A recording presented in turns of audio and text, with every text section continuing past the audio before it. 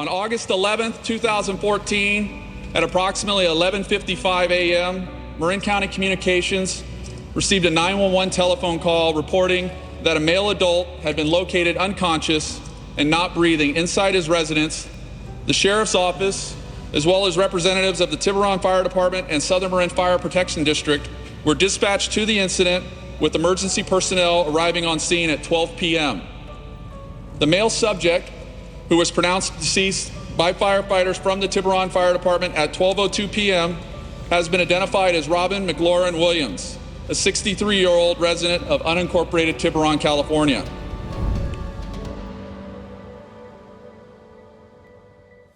There will never be another Robin Williams, a comic genius with electric energy. Good morning, Vietnam! Known for lighting up the room the second he walked in. But comedy doesn't always tell the whole story. These are the moments that show how truly special he was. But I come here for you, because I believe you're amazing.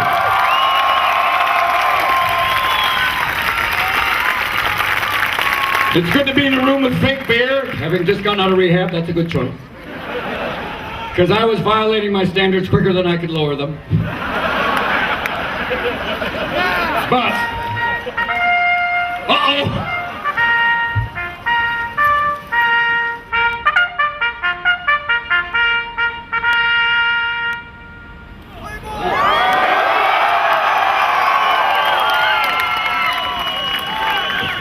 I'm not going to forget that.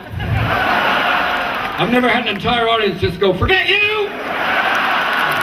Can someone tell me what that was? The flag was going down. The flag was going down. Okay. So the flag's coming down. Okay, good, because that's pretty weird in the middle of your act to have everyone just go. That's just like, wow!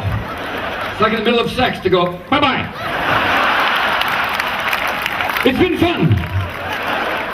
What many people don't realize is that large U.S. bases in places like Kuwait or Bahrain aren't strictly combat zones. They function more like small American towns, complete with schools and family services. That's why you'd often see kids in the audience during Robin's military visits, brief moments where those communities could feel a little closer to home. Is she okay? No, it's okay. She can stay. There's other kids here. Don't make her go. She's going, I want to see the hairy man be funny. She thinks I'm Peter Pan? In many ways I am. Thank you. I'll never be filthy again. She thinks I'm Peter Pan. Hello, if you believe. She's just sitting there looking at me like, He's not that hairy in the middle. yes, I am hairy. Look at this. Real men are fur. I've actually been hit on by monkeys, you know that. Problem with alcohol. It wasn't really a problem. Everybody had it. But it was the idea. You were... I was an alcohol, a drunk. You were a drunk. Now, do you think you've beaten it? No, Larry. It's always there. You've beaten it. Yeah, I kicked it. No, I'm fine. No, the idea is that you always have a little bit of fear, like you have to just keep at it. As devastating as Robin Williams' passing was for audiences, it hit just as hard for the actors, musicians, and hosts who had known him for decades. This moment captures how his sudden rise through Hollywood looked through the eyes of David Letterman. I knew Robin Williams for 38 years. 38 years, which in and of itself is crazy how time... And I met him at the Comedy Store. He and I were kids, along with myself and Jay Leno and Tom Dreesen and Tim Thomerson and Johnny Dark and Elaine Boosler and on and Jimmy Walker, and we were all out there at the Comedy Store, and we wanted to make people laugh. We wanted to get on the Tonight Show. We wanted something because we all felt that we were funny, and we would, in those days we were working for free drinks. Some were working for more free drinks than others. But we were at the Comedy Store, and they introduced Robin Williams, and for some reason in the beginning he was introduced as being from Scotland. They said he was Scottish. I see. So now we're stumped. We don't know. There's a Scottish guy really coming to the United States. So we're feeling pretty smug about our position right away because it's going to be haggis and that kind of crap. So we're relaxed. We're ready to go. And all of a sudden he comes up on stage, and you know what it is. It's like nothing we had ever seen before, nothing we had ever imagined before. We go home at night and are writing our little jokes about stuff, and this guy comes in, and we're like, you know, like morning dew. He comes in like a hurricane. Yeah. And now, the longer he's on stage, the worse we feel about ourselves. And because it's not stopping. Yeah. Doesn't stop. And then he finishes, and I thought, oh, that's it. They're going to have to put an end to show business because what can happen after this? And then we get to see this night after night after night, and we didn't approach him because we were afraid of him. Honest to God, you thought, holy crap, there goes my chance at show business because of this guy from Scotland. And then, like shot out of a cannon, he goes and he's on the Happy Days show. Yeah. And then from the Happy Days show, he gets to be on Mork and Mindy. Now there's some structure to his life. He's not at the Comedy Store every night because he's got an actual job. So the rest of us can pretend that it never happened. This is unusual and upsetting, but we got some news during the show that Robin Williams has passed away. And I'm sorry to anyone in our studio audience that I'm breaking this news. This is absolutely shocking and horrifying and so upsetting on every level.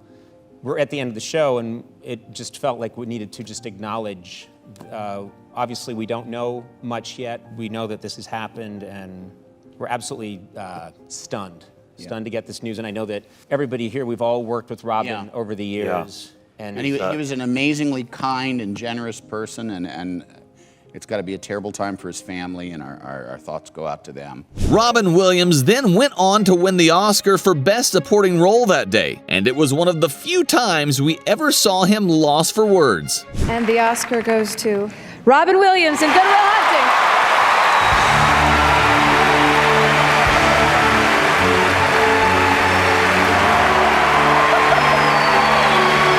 This might be the one time I'm speechless.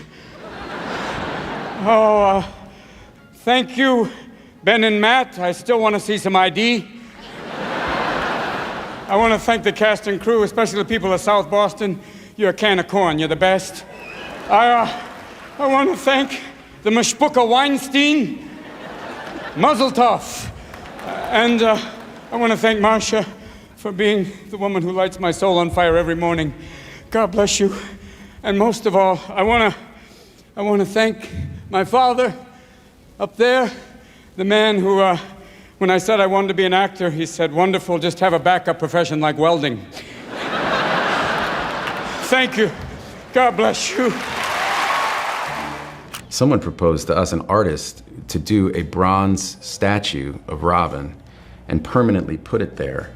Oh, cool. And the idea being that if you feel alone, or you can go sit next to him. Oh, that's nice. Which I think is the coolest idea. It would be like the most beautiful installation and like such a tribute to that guy who I think would have loved that, you know. So anyway, I just heard about this like a month ago. Oh. But I just got chills. I know, me too. When I heard about it, I really hope it comes to pass. I hope they let this artist do it because it would be pretty cool. But Robin Williams wasn't only loved by humans. Coco was a gorilla known for communicating through sign language, an animal so intelligent, her caretakers even gave her a kitten as an emotional companion. She was famous for her playful energy, but when the kitten escaped and was killed in an accident, her mood shifted immediately. For months, Coco remained in grief, showing signs of depression that deeply concerned those around her. Then one man entered the sanctuary, and everything changed.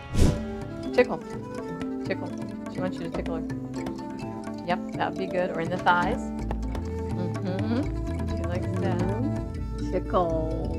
You tickle. Tickle. You like him. Now you don't pinch. Sweetheart.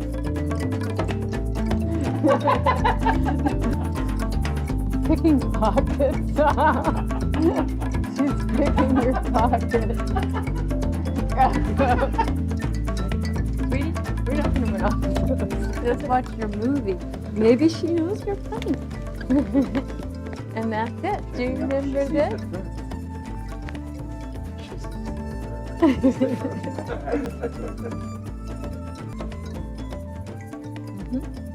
right.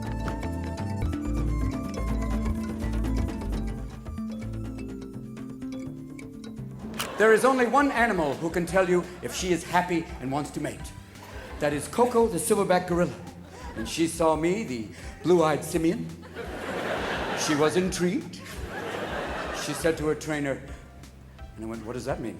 She wants you to tickle her. Okay, I tickle her. She's, oh, oh, oh. Okay. Then she goes, what does that mean? She wants you to lift your shirt. I lift my shirt. She reaches out and grabs both my nipples. And when an 800-pound gorilla's got you by the tits, you listen. And then a fun thing happened because my balls went, somebody wants to play. Shall we go to phase 2? No, do not go to phase 2. I repeat, do not go to liftoff. This may feel like a human, but notice the placement of the thumbs. This is not a human. Do not go to phase 2. Warning, warning. But she must have sensed something because she grabs me by the hand, starts to take me in the back, and it's like Doctari meets Deliverance. And I'm expecting the crocodile hunter to walk out and go, oh, crikey. She wants to fuck his brains out. Watch out, boys and girls. Danger, danger, danger. This could be like that time I put my finger in a croc's cloaca. Bad, bad news. But part of me went, could be fun. It's safe to say Robin Williams loved being on stage more than anyone. In this interview, he takes us through what it felt like to be performing in front of so many people. What do you feel, though, when you suddenly hear everyone here laugh, and when you're performing live and people respond to your routines, to your characterizations? Can you describe for me the feelings? It's like an incredible drug. It is a great high. Laughter is a release. And creating it, it builds up like we had the taping last night. The show was I was so energized, I felt like, it was like being just like this. I was going, and they were laughing incredibly. I was having such a great time. It was just like vibrating. I had to say, relax, wait. But it was incredible. And Michael Phelps, he's on the box of Frosted Flakes. Then he gets caught smoking weed, and they take him off a box of Frosted Flakes. This is a failure in marketing, my friends. Listen, if you're basically having Frosted Flakes, and you're older than 10 years old, and it's after 10 o'clock in the morning, I'm gonna guess weed may be involved. And you can't tell me marijuana is a performance-enhancing drug. Fuck off. It's only a performance-enhancing drug if there's a fucking chocolate bar at the end of the pool. Then even a one-legged swimmer go, I will beat your ass there. One thing's for sure, Robin Williams sure knew how to make an entrance. Ladies and gentlemen, hold on to your hats. Here's Robin Williams. Robin.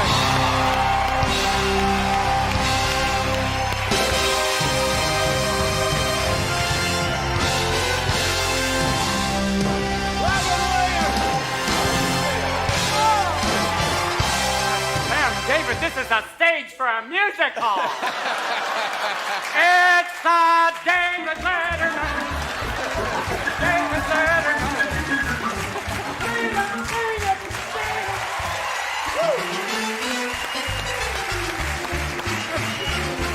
God, this is a strange place. Oh, wonderful. This is, God, look, this nice loft, man. Donald Trump is the Wizard of Oz. He is the guy. It's a man, he plays Monopoly with real fucking buildings. This is a scary man. And he owns all these beauty pageants, Miss America, Miss Universe. Isn't that a bit like Michael Vick owning a series of pet stores? It's like, this is a man who said, my daughter is hot. Even people in Arkansas went, that's wrong. That's just way out of place. And that fucking hair, my God. I believe the hair is the Donald. I believe that's it. I believe the body is a maintenance system for the hair. He goes home at night going, we're home. Hey, let's get out of here now. Oh, let's do this. Matt Damon and Ben Affleck began writing Good Will Hunting at just 22 and 20 years old. Breaking through as screenwriters at that age is no small feat, and there's one person they've credited for helping make it happen. We knew we had to get a movie star, otherwise no one was going to make the movie.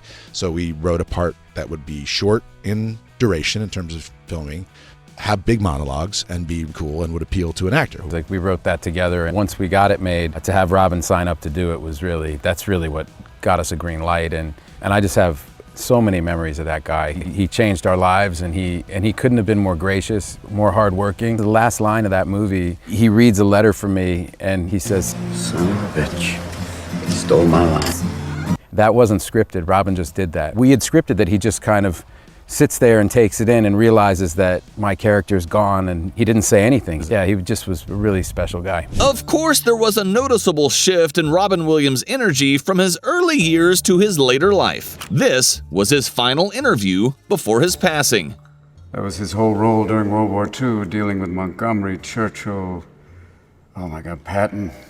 But he has a kind of a quiet strength too. Even capturing his voice is a very difficult thing because it's somewhat high-pitched, but at the same time, it has resonance. So it's an interesting character for me. It's not necessarily somebody you'd think that I am right off the bat be playing. A lot of people say, you could play Truman. Sure. But it's like, it was a tough job for me. People want you to be a certain way, and sometimes you can't help but be depressed, or, just the nature of being. How do you work through that? All performers do experience kind of depression, and I once saw a show of Steve Martin's that I thought was quite good, and he said I wasn't really feeling funny that night, but I worked my way through it. We have autopilot. I mean, there's something in your way. There'll be certain things that you can do that will work, but for me, I love to take the chances and improvise. That's when that's the greatest high in the world, when you're trying new stuff, or getting suggestions and playing and doing new things. That's my favorite. That's the unknown, the special land. Robin Williams' last complete film was The Angriest Man in Brooklyn. The movie stands out for one scene in particular, and only now do we look back and wonder if he was acting at all. They say that love is pure and generous. It's not small and selfish. I wanted you at the office because I couldn't envision anything finer than having you next to me. Altman, and Altman. What a dream. What you wanted, what you dreamed, I didn't want to hear it. I was wrong. I hope you can forgive me. I pray for your happiness. Whatever swanning around you want to do, you have my love and my blessing. I'm sorry this only came clear to me now that I'm dying, but that's how life rolls out.